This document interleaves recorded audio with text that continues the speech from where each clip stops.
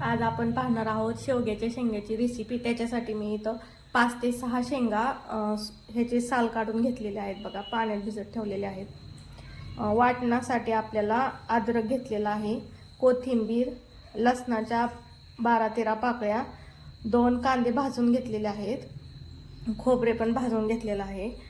नंतर तीळ, भाजलेले शेंगदाणे आणि मसाल्यामध्ये बघा धना पावडर, मिरची पावडर, 2 तमालपत्राची पानं घेतलेले आहेत। गरम मसाला हा आपला घरगुती मसाला आहे काळा, मीठ, हळद, मोहरी, जिरी आणि तेल। अगोदर आपल्याला तीळ आणि शेंगदाण्याचे एकत्र वाटण करायचे आणि दुसरं वाटण कांदा, खोबरं, लसूण, अद्रक आणि कोथिंबीरेचं हे दुसरं वाटण बनवायचे। आपण वाटण बनवून घेऊयात। बघा आता आपली कढई गरम झालेली आहे, याच्यात आपण 2 चमचे मोठे तेल टाकून घेणार आहोत। तेल गरम झालं की आपण मोहरी टाकणार आहोत।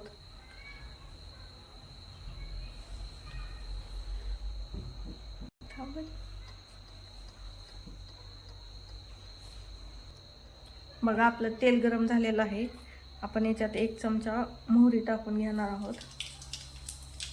नंतर एक तमालपत्र टाकून घेणार आहोत, तर 1 चमचा जिरं टाकून घेणार आहे।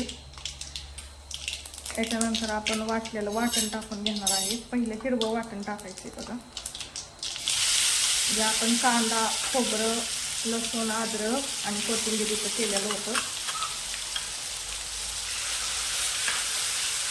व्यवस्थित चांगलं मिक्स करून घ्यायचंय।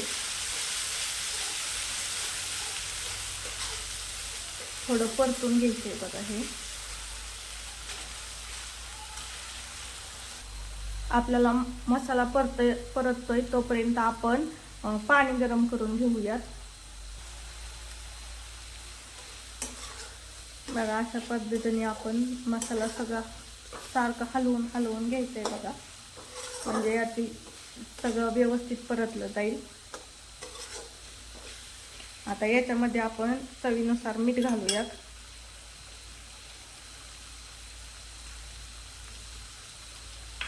आणि आपण घेतलेले मसाले सगळे टाकून घेणार आहोत।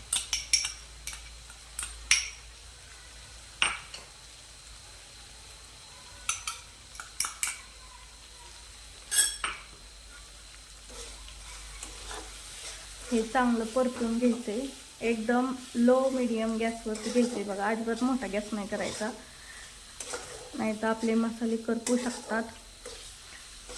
आपण कॅल्शियमनी भरपूर अशी भाजी बनवणार आहोत आज, शेवग्याच्या शेंगांची। सगळ्यांच्या आरोग्यासाठी चांगली असते। बघा मसाल्याला तेल सुटायला लागलेलं आहे थोडं।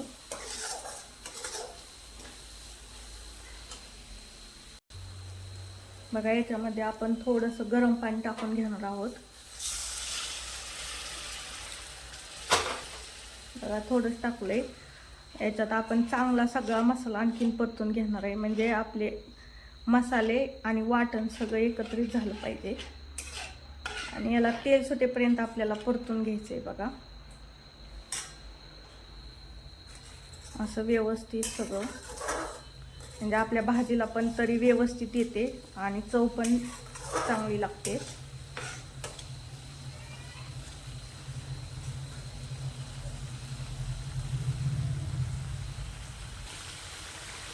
बघा अशा पद्धतीने आपण मसाला सगळा हलवून घेणार आहे। चांगलं त्याला तेल सुटेपर्यंत परतून घेणार आहे।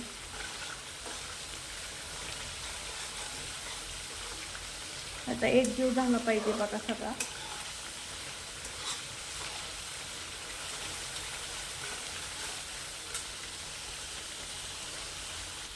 बघा मस्त असा आपला मसाला परतलेला आहे, कढईने सगळं तेल सुटलेलं आहे।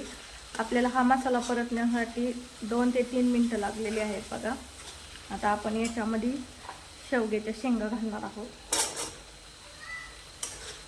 हे चांगलं मिक्स करून घेऊयात।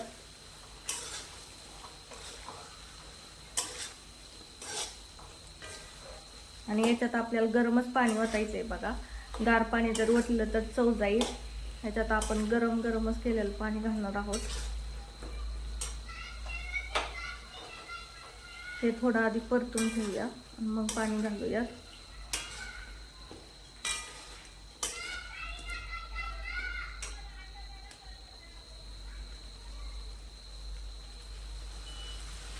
बघा अशा प्रकारे थोडंसं आपण परतलेले आहे शेंग मसाल्यात.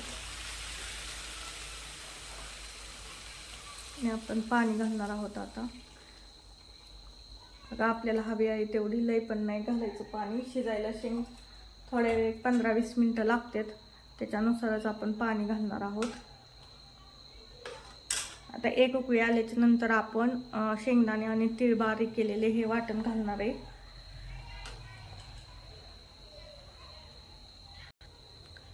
आपण याला एक उकळी आणून घेऊयात अगोदर आणि मग ते शेंगदाण्याचं वाटण घालूयात. बघा एक उकळी आलेली आहे. आपण हे वाटण टाकून घेणार आहोत.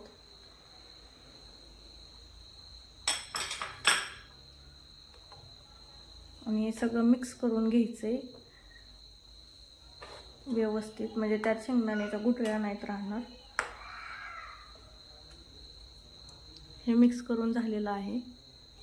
आता आपण याच्यावरती एक अर्धा असं ताट झाकून घेणार आहे. पूर्ण झाकायचं नाही, नाहीतर तरी सगळी निघून जाईल. थोडंसं ताट झाकून घेणार आहोत.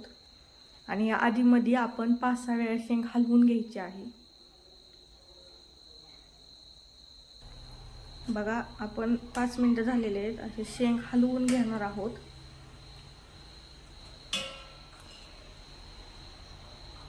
म्हणजे हे चौकडून शिजेल व्यवस्थित. बघा कसली छान तरी आलेली आहे आपल्या भाजीला.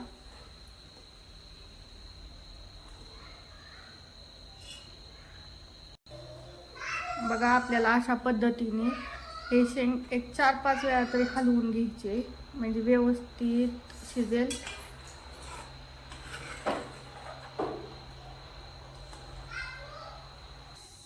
बघा एक 10 मिनिटं झालेले आहेत. आपण शेंग शिजत आली का पाहूयात. बघा आणखीन एवढी शिजलेली नाही. आणखीन आपण हिला 10 मिनिटं शिजवून घेणार आहोत. बघा एक 10 मिनिटं झालेत. आता आपण शेंग शिजली का पाहून घेऊयात.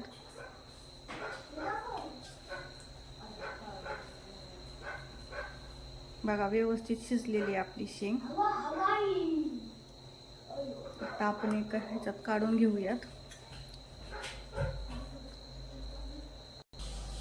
बघा अशा पद्धतीने आपली शेवग्याची शेंग मसाल्यातली तयार झालेली आहे. आपण भाकरीसोबत किंवा भातासोबत कशाबरोबरही खाऊ शकता. एकदम टेस्टेड लागते अशी शेंग. एकदा तुम्ही करून नक्की पहा.